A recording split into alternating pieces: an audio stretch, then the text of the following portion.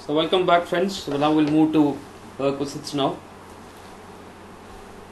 So in the case of perquisites, so what you need to know first is what are the perquisites which are going to be taxable for all employees, what are the perquisites that are going to be taxable for specified employees. Now if a perquisite is going to come under section 17(2)(3), so then it is going to be taxable only for specified employees. All other perquisites are going to be taxable for all employees. Now, as per section 17(2)(3), if any value of any benefit or perquisite provided to a specified employee will be taxable, for which the valuations are prescribed under Rule 3.2 to Rule 3.5. So, except for those perquisites, all other perquisites are going to be taxable for all employees. The perquisites are covered under 17(2)(3) are motor car, domestic servants, gas, electricity, water, and free education. There also you must also note some of these perquisites could also fall under 17(2)(4). So therefore, while explaining the valuation, I will explain all these points. So when you take the case of a perquisites, we can broadly classify the perquisites like this: accommodation, motor car, gas, electricity, water, domestic servants, free education, use of mobile assets, sale of mobile assets, interest-free loan, then your free lunches, transportation, so on and so forth, and most importantly, stock option plan and medical facilities. Now first, if you take the case of accommodation, which is provided by Rule 3.1, you have to find out whether the accommodation is provided to a government employee or not. If it is provided to a government employee, it is going to be as per the government rules. If it is provided to a non-government employee, you need to further classify whether it is with furnishings or without furnishing. So let's initially take it as without furnishings. So if it is without furnishing, again you have to check whether it is own accommodation or rented accommodation. If it is own accommodation, once again you have to find out where it is provided.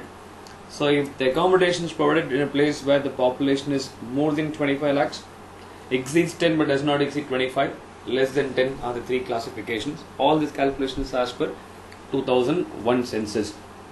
Now, if as per 2001 census, if the population is more than 25 lakhs, 15% of salary will be taxable. Between 10 to 25, 10% of salary will be taxable. Then if it is less than 10, it's going to be 7.5% of salary will be taxable. What is most important note, if the accommodation is taken on lease, then the taxable value of the perquisite is going to be 10% of salary, irrespective of the place where the accommodation is provided. Now, the salary here is something different from most of the provisions.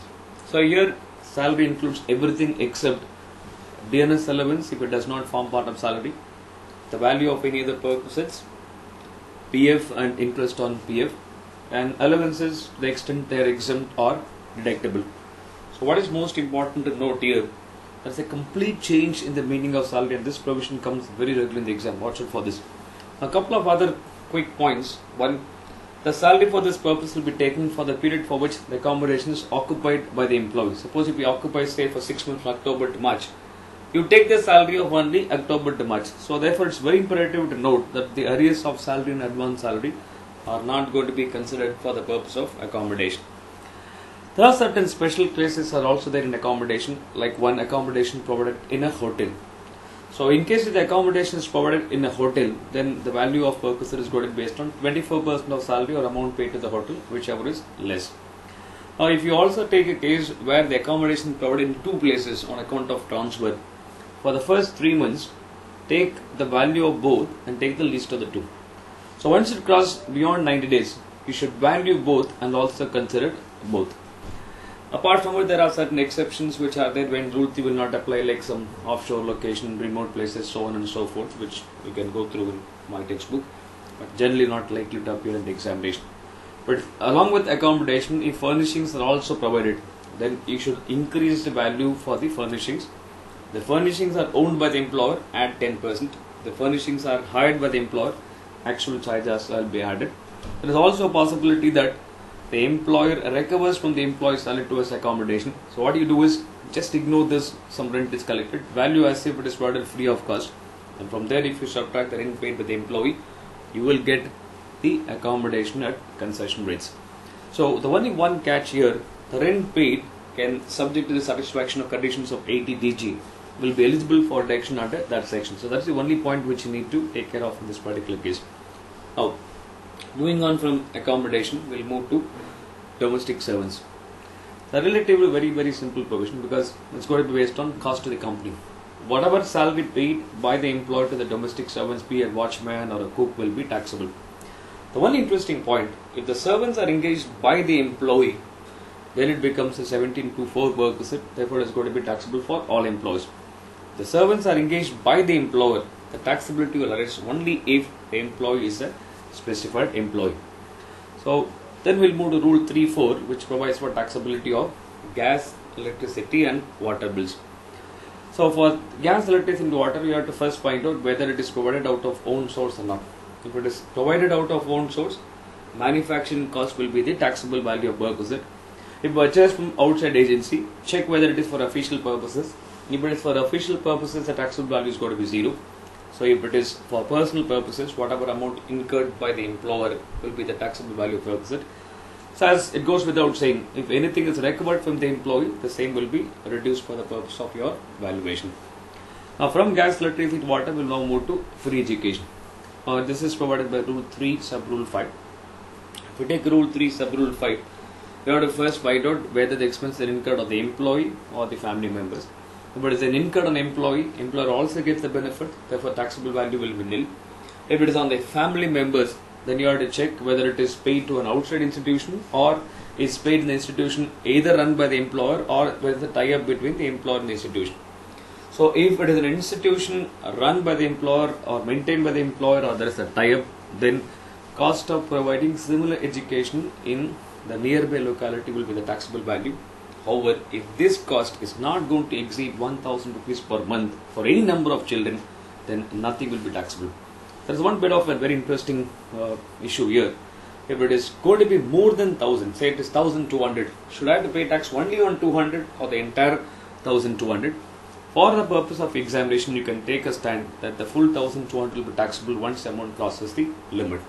So, as regards the expenses, school fees and early college fees which are paid directly or reimbursed by the employer, then it's going to be taxable for all employees. So this is about Rule 3.5. For Rule 3.5, we move to Rule 3.7, where you will have use of movable asset, sale of movable asset and so on and so forth.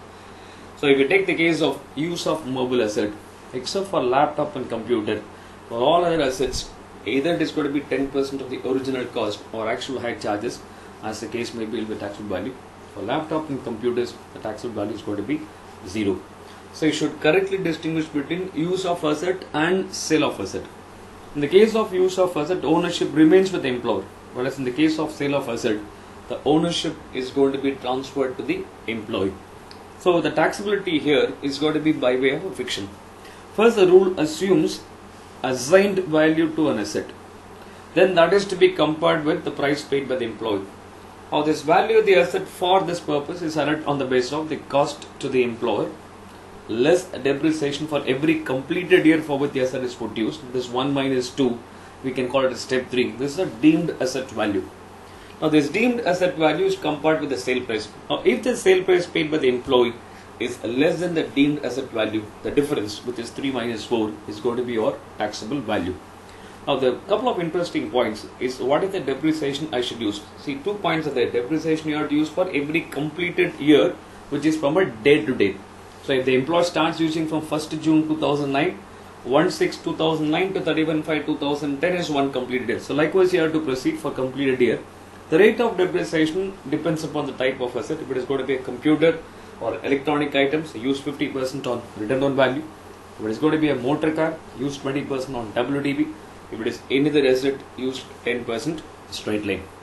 Now again another interesting point. So your household articles like fridge, television, they are not going to come under electronic items. They are going to only come under other items, and therefore you should apply 10% on the same. Now moving on from this to another important perquisite, which is motor car. See, motor car valuation is going to depend upon whether the motor car is provided by the employer or employer only reimburses the expenses. Now in case if the motor car is also provided by the employer, but expenses on the same is made by the employee, the valuation is going to be different.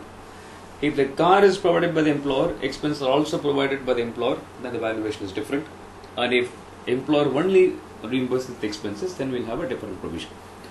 Now, the most important point which you need to note, if the car is used only for official purposes, then the taxable value of workers is going to be zero, for which certain documents required maintained like your logbook, so on and so forth.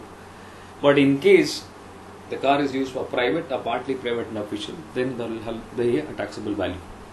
So in case if the car is provided, expenses are also provided, then you have to tax depreciation or higher charges plus expenses made by the employer. If expenses are not made by the employer, it's going to be only depreciation or higher charges. Like any other salary provision, the depreciation is calculated at the rate of 10% straight line method. Now, what if the car is used for both private as well as official purposes?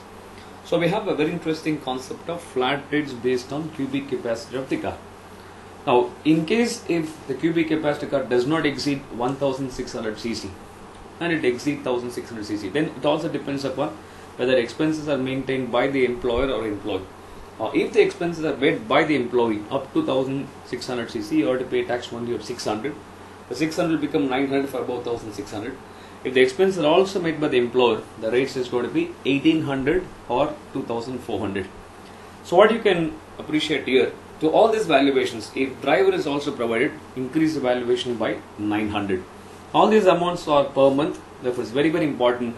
Month for this purpose is a calendar month. Therefore, the employee should be provided motor car for a full calendar month. So, if it is only provided for less than a month, for that particular month, you don't have to tax it at all. So, this flat rates is something which is very important from your examination point of view. It's also important to note the journey between residence to office and back is considered as official user of the car. Now, what if the employer reimburses and the car is used only for private purposes? Very simple issue. Whatever made by the employer is going to be taxable. If the car is used for both official and private, whatever amount paid by the employer minus the flat rates, which is 1800 or 2400, that will be reduced from the actual expenditure made by the employer to arrive at the taxable value. This is a very interesting valuation. Make note of it. You can also refer my book also for this if you have any doubts in this particular point. Moving on to the other purposes.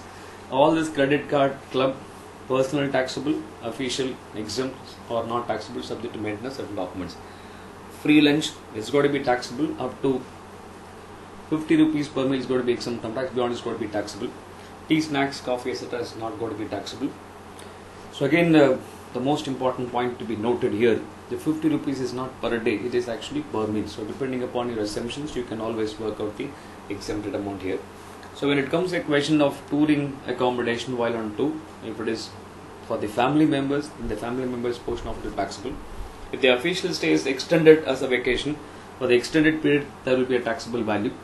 So if it's a traveling accommodation provided along with along with a leave travel exemption, then you don't have to pay tax. See, what is important to note, the last perquisites are generally doesn't appear in the examination that frequently. So they are also not going to do much of the calculations. So you can always take these points into account while preparing for the last 24 hours. So moving on to the last one, the medical perquisites. In the case of medical perquisites, you have to classify into treatment outside India, treatment in India. So if you take the case of treatment in India, again it has to be further classified into 4. The treatment is in certain hospitals like the government hospital owned by the employer, local authority or hospitals approved by the government, then taxable value is 0 irrespective of the disease for which you take the treatment. So if you're going to take the treatment in a hospital approved by the Chief Commissioner of Income Tax, then it should be in respect of certain specified diseases, then the taxable value is 0. So in order to ensure that the treatment is undertaken only for certain specific diseases, you should get a certificate from the hospital for the treatment undertaken and also the proof of having made the payment to the hospital. So normal routine medical expenses is going to be exempt from tax up to 15,000, and similarly if medical insurance premium is paid by the employer, then the taxable value is going to be 0. Now this is about treatment in India. Now if the treatment is outside India, then the taxable value of the perquisite is going to depend upon whether it is for treatment or stay or travelling. So in the case of a treatment and stay, it also involves foreign exchange. Therefore the amount permitted by Reserve Bank of India is going to be exempt from tax. So in respect of travelling expenses, it's going to be only Indian currency. What is important to note here, For the patient plus one attendant, the entire travelling expenses will be exempt, provided the gross total to the employee before the travelling expenses does not exceed 2 lakhs. The key point here, it is not only the salary, it also the other heads of income should be considered, because the wording used is the gross total income. And one issue which arises, should I have to take the value of medical perquisites? Yes, because the section says gross total income before travelling. Therefore, it should be after the other medical facilities valuation. So, moving on to the last two, the employee stock option plan. It's very popular. So, if the employee is provided with sweat equity or ESOP, then first you have to arrive at what value is going to be taxable. You have to take the average of opening and closing price of the stock exchange check at the highest volume on the date of exercise of option minus the offer price is going to be the taxable value of the perquisite. So in case if it is they are not traded in the stock exchange on that particular day, then on the immediate preceding the date you have to use the same basis. So if the shares are not listed, go by the valuation of a merchant banker on the valuation or before the valuation, even though it cannot be beyond 180 days. So this is about ESOP. Watch out for this very important provision. Then as regards the superannuation fund, contribution up to 1 lakh is not taxable. So once a contribution by the employer to the superannuation fund is going to be above 1 lakh, the excess amount will become taxable. So say if it is 1 lakh 10,000, you have to pay tax on 10,000. So this is about the perquisites. So we've left out with the last two, the deductions and PF. We'll see you in the next video. Thank you.